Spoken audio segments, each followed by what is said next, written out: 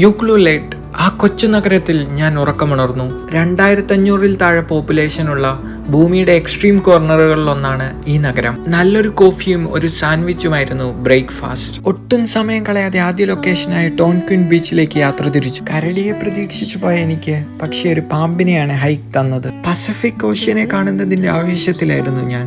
ആ 2 kilometre hike അത്രയ്ക്ക് മനോഹരമായിരുന്നു. ആ ചലഞ്ചിങ് ഹൈക്കിന്റെ എൻ വ്യൂസ് കണ്ടപ്പോൾ പണ്ട് സൈമൺസിന്റെ വിക്കറ്റ് കിട്ടിയ ശ്രീശാന്തിന്റെ ആവേശമായിരുന്നു എനിക്ക്.